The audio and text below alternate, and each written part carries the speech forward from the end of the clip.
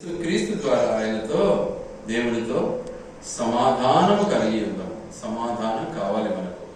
సమాధానం లేకుండా మనం దేవుని యొక్క శరీర రక్తాల్లో పాలు పొందటం అసంభవం. మనకు సమాధానం లేకపోతే ప్రభువుతో మనం పాలు పొందలేము. అసమాధాన స్థితిలో పాలు పొందితే రోగులమవుతాం, అనారోగ్యులమవుతాం. గ్రహించకనే మనం అనారోగ్యాలకు బానిసలమైపోతూ ఉన్నాం. సమాధానాన్ని మనం సంపాదించుకోవడానికి దేవుని నీతి మనకు అవసరం. ఆ నీతిని మనము ఆస్వాదించాలి, ఆ నీతిని మనము వెదకాలి, ఆ నీతి కొరకు మనము ప్రయాసపడాలి. దేవుడు యేసుక్రీస్తు ప్రభువులపై మాట్లాడాడు, మొదట నా నీతిని, నా రాజ్యాన్ని వెదకు అన్నాడు. వెదకు అన్నాడు. వెదకాలి. వెదకడం అంటే ఏమైతుంది పరిస్థితి?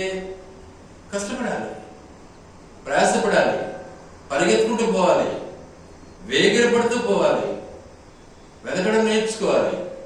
అందుకే వాక్యం ఏమంటుంది అంటే యెషయా గ్రంథం 32వ అధ్యాయం, యెషయా గ్రంథం 32వ అధ్యాయం 17వ వచనం, నీతి సమాధానములు కలుగచేయును, నీతి వలన నిత్యమును నిమ్మలము నిబ్బరము కలుగును. అప్పుడు నా జనుల విశ్రమ స్థలమునందును ఆశ్రయ స్థానముల యందును సుఖకరమైన నివాసములు యందును నివసించదురు. చూసారా? నీతి ఏం పనిచేస్తుంది? సమాధానం కలుగచేయును. మన నీతి ఏంటి? ఎవరు? యేసు ప్రభు. ఆ నీతిని మనం ఆస్వాదించినప్పుడు, యేసు ప్రభుని మనం నమ్మినప్పుడు, యేసు ప్రభు యొక్క జీవితాన్ని మనము ఆస్వాదించినప్పుడు, ఆయన జీవితంలో పాలువారమైనప్పుడు సమాధానము మనల్ని వెంటాడుతూ ఉంటుంది. మనకి సమాధానం ఇస్తాడు మన దేవుడు. కాబట్టి ఇక్కడ రాయబడిన మాట ఏంటంటే నీతి సమాధానము కలుగచేయును, నీతి సమాధానమును కలుగచేయును. చూసారా? నా సమాధానం నేను నీకు ఇవ్వటంలే, నా తండ్రి నాకు ఇచ్చిన సమాధానాన్ని నేను నీకు ఇస్తున్నాను అంటున్నాడు యేసు ప్రభు. ఆయన నీతి పరుడై ఉన్నాడు. మన నీతి యేసు ప్రభు అయి ఉన్నాడు. కనుక ఆ నీతిని మనం వెదకే వారంగా ఉండాలి. ఆ నీతి కొరకు మనము ప్రయాసపడిన వారం ఉన్నట్లయితే తప్పకుండా సమాధానం మన పట్ల దేవుడు ఇవ్వటానికి ఇష్టపడతాడు. ఆయనే మన సమాధానమై ఉన్నాడు. ఆయనే మన సమాధానమై ఉన్నాడు. కాబట్టి మనకుండినటువంటి దేశమును, మరి చెప్పాలి అంటే ఇహ సంబంధమైన పరిస్థితుల నుంచి మనల్ని కాపాడటానికి ఆయన నీతి మన పట్ల కార్యము చేయడానికి ఇష్టపడుతూ ఉన్నాడు. చూడండి, ఎఫెసీయులకు రాసిన పత్రిక 2వ అధ్యాయం 14వ వచనం. ఎఫెసీ 2:14.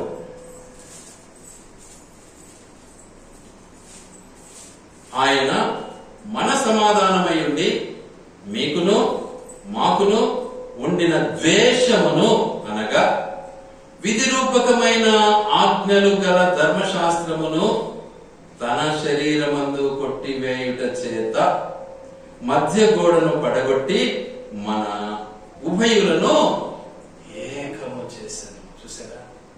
ఏమండి, దేవునికి మనకు ఏం చేస్తున్నాడు? ఆయన బంధాన్ని ఏర్పాటు చేశాడు.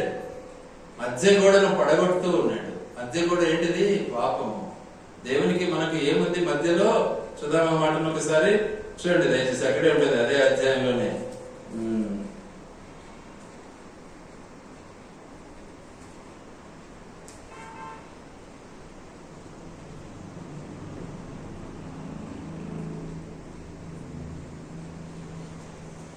సరే, ఆ అధ్యాయంలో కొంచెం డిఫరెంట్ గా ఉంది. మీకు యోహాను సువార్త ఇక్కడ ధనవంతుడు లాజరు 11.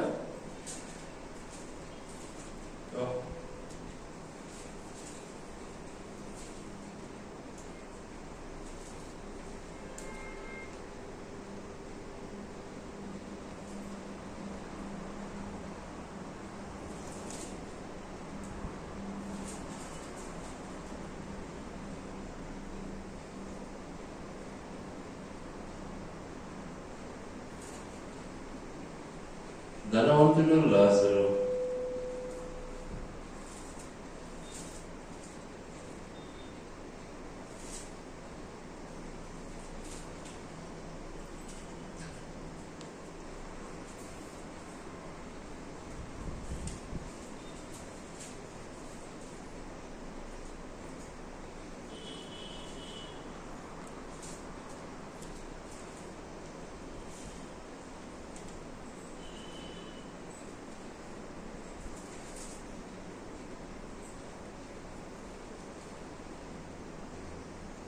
ఐడియా లేదా?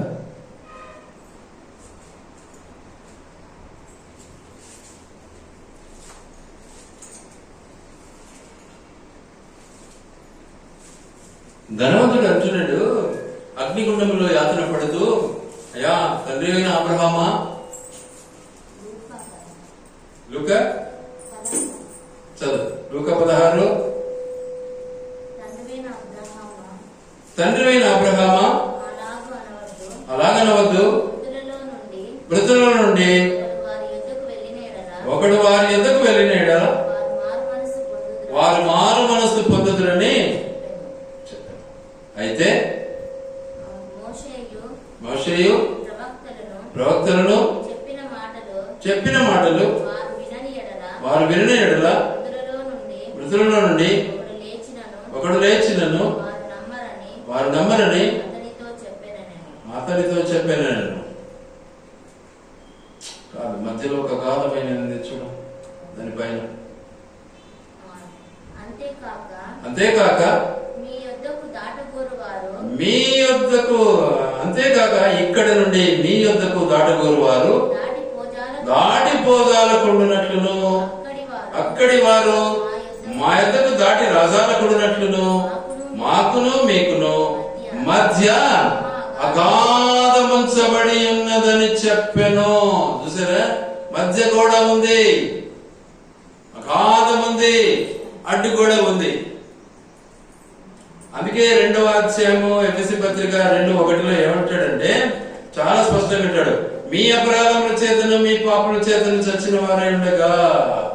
ఏమైపోయింది? మన పరిస్థితి అంతా దూరం అయిపోయింది, దేవునికి దూరం అయిపోయినాము, దేవునికి మనకు అడ్డు కూడా వచ్చేసింది. కానీ అడ్డు గోడను, మధ్య గోడను పడగొట్టడానికి, దేవుడు మనల్ని జతపరచడానికి, యేసు క్రీస్తు ప్రభుల తండ్రితో మనల్ని ఏకం చేయడానికి యేసు ప్రభు దిగి వచ్చాడనే సత్యాన్ని మనము మర్చిపోకూడదు, ఆలోచించాలి సత్యం. కనుక ప్రభువులో మన కొనసాగ నిమిత్తమై దేవుడు మనకిచ్చినటువంటి గొప్ప ఆధిక్యత. అందుకే అంటున్నాడు, మిమ్మల్ని మీరే పరీక్షించుకోండి, మనల్ని మనమే విమర్శించుకునే కదా మనలో ఏముండదు. మనం విమర్శించుకోవడంలా, నేనేం చేస్తున్నాను, నేను నిజంగా దేవుని మాట వింటున్నానా అని విమర్శ మనలో పుట్టాలి. ఆ విమర్శ లేకపోతే, ఆ ప్రశ్న లేకపోతే మనము పరిశుద్ధులకు కాలేము. నేను అన్ని కరెక్ట్ చేస్తున్నాను అనుకుంటే మాత్రం పరిశుద్ధులు అన్నిటికీ కావు, ఇంపాసిబుల్. ఇది మాత్రం గ్యారంటీ. కనుక దేవునికి ఉద్దేశం ఎలా ఉంటుందంటే, ఆయన తీర్పు తీర్చేవాడిగా ఉన్నాడు, ఆయన తీర్పు తీర్చేవాడిగా ఉన్నాడు. చాలా స్పష్టంగా మాట్లాడతాడు. ఎందుకంటే చాలా క్లియర్ గా అంటాడు. చూడండి, అదే రోమపత్రిక 5లోనే ఒక మాట ఉంది, చూపిస్తా. రోమపత్రిక 5వ అధ్యాయము 18వ వచనం.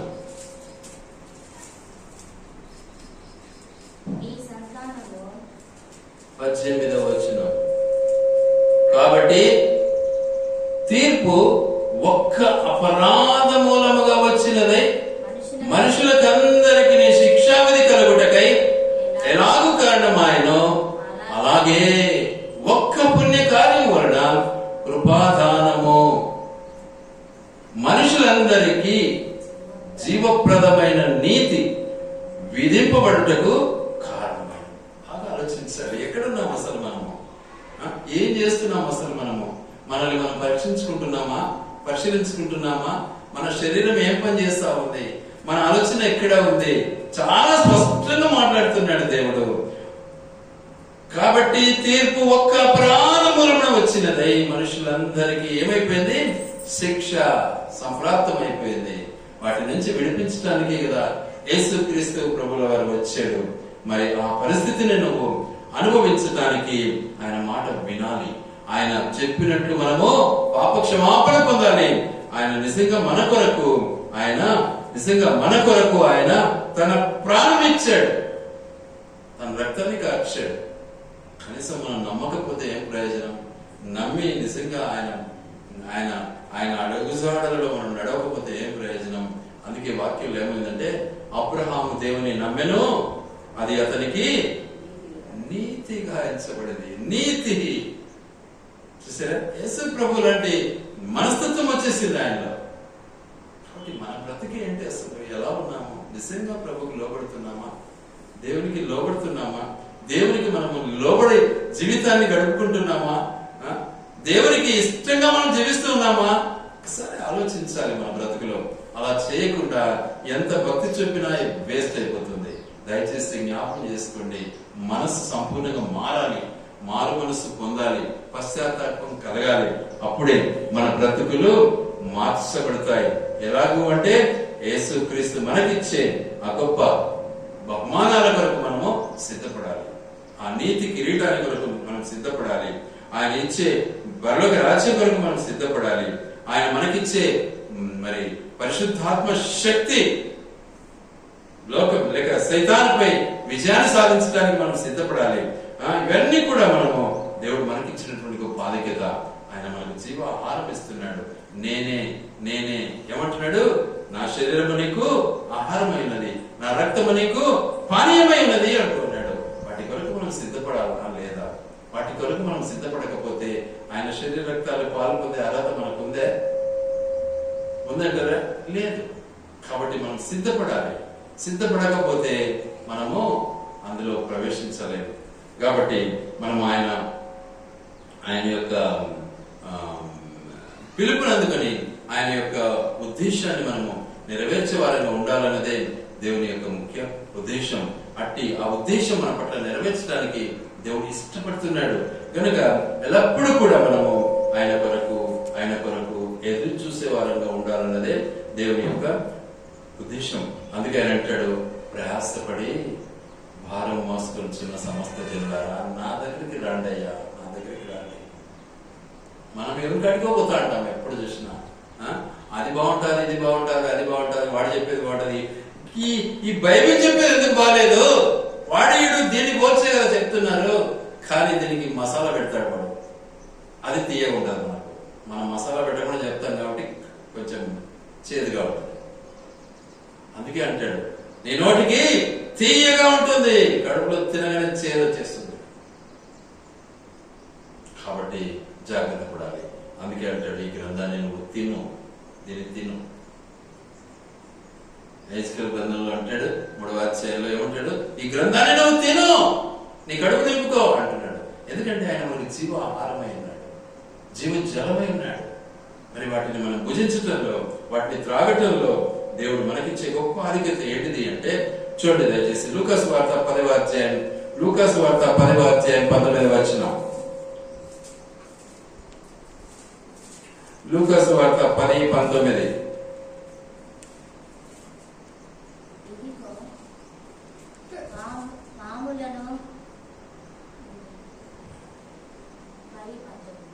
ఇదిగో పాములను తేళ్లను త్రొక్కుటకును శత్రువు బలమంతటి మీదను మీకు అధికారమును అనుగ్రహించి ఉన్నాను, ఏది మీకెంత మాత్రమును హాని చేయదు.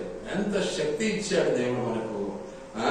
ఎంత విషము త్రాగినా కూడా నేను బ్రతికించడానికి దేవుడు ఇష్టపడుతున్నాడు. మీకు తెలుసునో లేదో, భక్సింగ్ గారు చెన్నైలో స్వార్థ చేస్తూ ఉంటే అక్కడ ఒక బ్రాహ్మణ కుటుంబీకురాలు, ఒక యవనస్తురాలు ప్రభు నమ్మింది. నమ్మితే ఏం చేసిందంటే, వాళ్ళ అమ్మకి ఇష్టం లేకపోతే భక్సింగ్ గారిని పిలిపించింది ఇంటికి. ఏమో పెద్ద ఆమెకు ప్రేమ ఉన్నట్లు పిలిపించి ఏం చేసింది, పాలలో విషం ఇచ్చి తాపింది. పాలలో విషం వేసి తాపించింది. భక్సింగ్ గారు తాగారు. ఇద్దరు, భక్సింగ్ గారు ఇంకొక ఆయన ఇద్దరు పోయారు, ఇద్దరు తాగారు. త్రాగిన తర్వాత కొంచెం మైకం వస్తా ఉంది. సరే ప్లాన్ చేసి బయటకు వచ్చినారు. ఇక కొంచెం ఎక్కువ ఇదైపోతా ఉంది. అప్పుడు రోడ్లో నిలబడి ఒక లారీని ఆపుకున్నారు. లారీని ఆపి ఎక్కడ పోతుందంటే, ఇది నీ లారీ పోయే కాడికి తీసుకొని పో మమ్మల్ని అన్నాడు.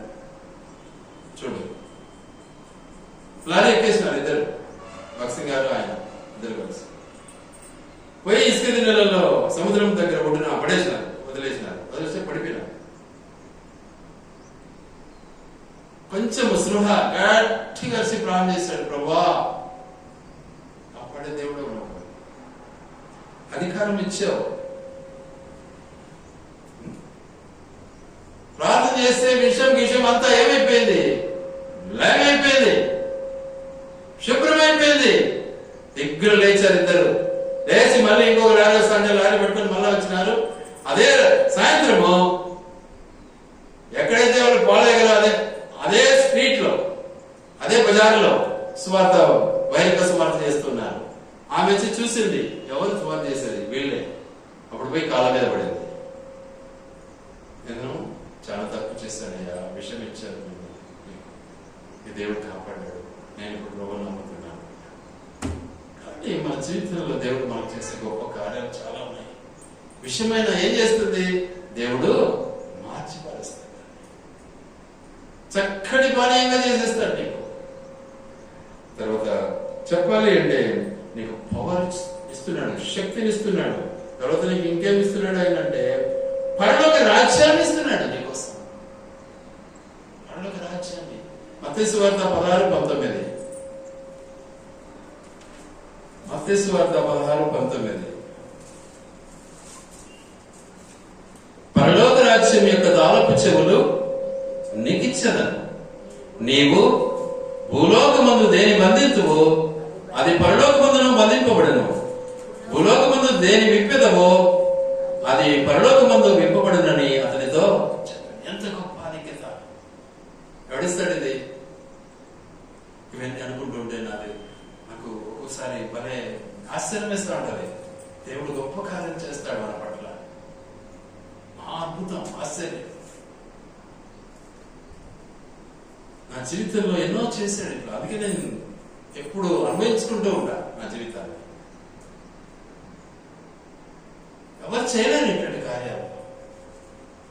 నేను ఉద్యోగంలో ఉన్నప్పుడు స్టోర్స్ అన్ని నా హ్యాండ్ ఓవర్ చేశారు. నేను అనుకున్నాను, ఆ యూనిట్ పైకి పోయింది చైనా బార్డర్లో. అప్పుడు వెనక ఆల్ స్టోర్స్ అన్నాడు మా యజమానుడు, లేకపోతే మా ఆఫీసర్ పెద్ద ఆయన అన్నాడు, విక్టర్ ఏం భయపడదు అన్నాడు. తాళము ఒకవేళ చెవి పోగొట్టుకున్నా సరే తాళాన్ని పగలగొట్టి కొత్త తాళమే, ఒక కీ పై పంపించు, ఒక కీ దగ్గర పెట్టుకో, ఎవరికి చెప్పొద్దు అన్నాడు. ఆ ఆధిక్యత ఎవడిస్తాడంటే దేవుడు ఇచ్చాడు. చూడు ఇక్కడ, ఆ పరలోకపు తాళము చెవులు నీకు ఇస్తున్నాను. కోట్ల ఆస్తి కలిగినటువంటి స్టోర్స్ అవి. ఎవరికైనా ఇస్తాడా అట్లా? ఎవడైనా ఎవరికి ఇవ్వలేదు, అస్సలు ఇవ్వలేదు. ప్రభువు నాకు ఇచ్చాడు. ఈ తాళపు చెవులు నీ దగ్గర ఉన్నాయి, డోంట్ వరీ, నీకు ఇస్తున్నా. వాటిని ప్రతి మాటలో మనం వాటిని అర్థం చేసుకొని నీ జీవితానికి అన్వయించుకో. దేవుడు ఎంత గొప్ప కార్యాలు చేస్తున్నాడో నీ పట్ల. వాటిని నేను మర్చిపోతున్నా. దేవుడు మనల్ని నిజంగా జీవ జలంతో పోషించాలని ఇష్టపడుతున్నాడు. జీవ జలం మనకిస్తున్నాడు, జీవ ఆహారం మనకిస్తున్నాడు, నిత్య జీవం మనకిస్తూ ఉన్నాడు. అట్టి నిత్యత్వాన్ని మనము ఎలా కోల్పోతాం? మనం నిజంగా యేసు ప్రభువును అంగీకరించిన వారం అయితే తప్పకుండా మన బ్రతుకు సార్థకం అవుతుంది, ఇతరులకు మాదిరికరంగా ఉంటుంది. సాక్ష్యపు జీవితము ఇతరుల హృదయాలను మారుస్తుంది. ఈ రోజుల్లో తీయటి మాటలు, కమ్మని మాటలు అయితే బాగుంటాయి. ఇట్లాంటి మరి కరెక్ట్ మాటలు ఉన్నట్లుగా చెప్తే మాత్రం చాలా ఇబ్బందికరంగా ఉంటాయి. ఏం చేస్తాం? ఆలోచించండి. మరి యేసు చెప్పింది తప్ప, యేసు చెప్పే మాటలు తప్ప? ఆలోచించాలి. చూడండి దయచేసి యోహాను సువార్త 10వ అధ్యాయం, యోహాను సువార్త 10వ అధ్యాయం 28వ వచనం.